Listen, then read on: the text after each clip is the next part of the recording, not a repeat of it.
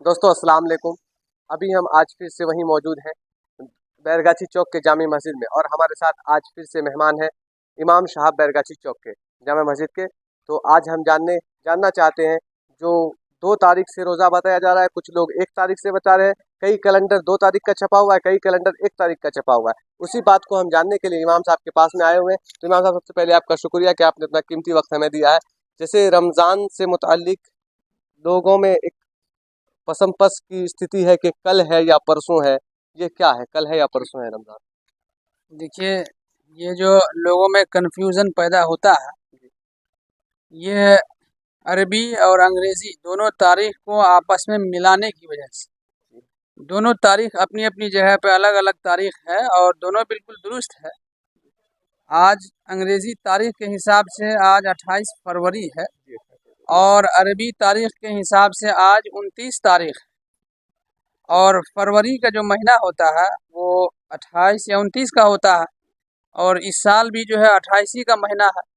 और जो चाँद की तारीख होती है, या तो वो 29 महीने की तारीख होती है, या तो 30 दिन की जो है महीना होता है। तो इसलिए चूँकि आज 29 तारीख है चाँद की, तो इम्कान ये है कि आज सूरज गुरूब होने के बाद चाँद तुलू हो जाए, चाँद नज़र आए। और इस बात का भी इम्कान है कि महीना पूरा 30 दिन का हो, तो आज के बजाय कल चाँद नज़र आए। तो हमें फैसला तब लेना है जब चाँद नज़र आ जाए। अगर चाँद आज नज़र आ जाता है तो आज से ही तरावी होगी और कल से हम रोज़ा रखेंगे। और अगर आज चाँद नज़र ना आए बल्कि कल आए, तो फिर हम कल से तरावी पढ़ेंगे और परसों से रोज़ा रखेंगे। जैसे कई कैलेंडर देखेंगे आप मदरसे की तरफ से जो जारी किया गया है, कई 2 तारीख से लिखा गया है, कई 1 मार्च से लिखा गया है। तो इस पर क्या है, आज यानी आज से तरावी हो सकता है? देखिए, कैलेंडर जो है ये कोई हतमी और आखिरी फैसला नहीं होता है, बल्कि उसमें जो है कंप्यूटर के ज़रिए से तारीख का एक अंदाज़ा लगाकर उसमें कैलेंडर छपाया जाता है।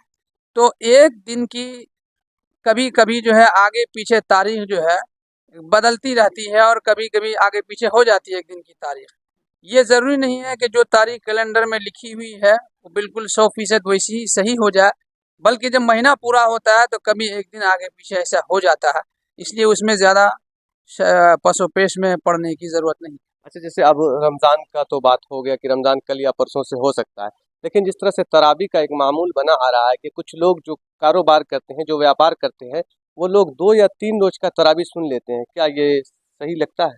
देखिए, 3 दिन से कम में तरावी में पूरा कुरान सुनना हराम है, किसी भी हाल में जायज़ नहीं है।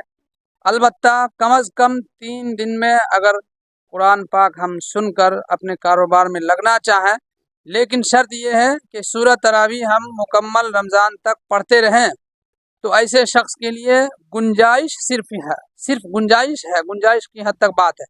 बेहतर तो यही है कि हम पहले दिन की तरावी से लेकर आखिरी दिन की तरावी तक मुकम्मल तौर पर मस्जिद में जाकर, जहां और भी ज़्यादा बड़ी जमात होती हो, शरीक होकर तरावी की नमाज पढ़ें, और रोज़ाना थोड़ा थोड़ा कुरान पाक इस तरह से सुनते रहें कि हमें इस महीने में एक मुकम्मल कुरान पाक सुनने का मौका हासिल। तो थोड़ा सा माजरत चाहेंगे, एक सवाल जो कई सालों से मेरे अंदर पल रहा था। जैसे कई हाफिज साहब लोग हैं जो माह रमज़ान में 3 जगह 4 जगह तरावी सुनाते हैं, क्या ये सही है? देखिए, हाफिज साहब अगर 3 जगह 4 जगह तरावी इस तौर पर सुना कि जैसे शुरू के 6 दिनों में, 3 दिनों में, 5 दिनों में, 10 दिनों में एक जगह उन्होंने मुकम्मल कुरान कुछ हजरात को सुनाया, फिर उसके बाद कुछ दिनों के लिए कहीं दूसरी जगह जाकर अगर मुकम्मल कुरान वो सुनाते हैं, फिर उसके बाद तीसरी जगह सुनाते हैं, तो इस तरह सुनाने का जवाज़ तो है, जायज़ है ये शक्ल। लेकिन बेहतर यही है कि हाफिज़ कुरान भी किसी एक जगह ठहर कर मुकम्मल महीने में पूरा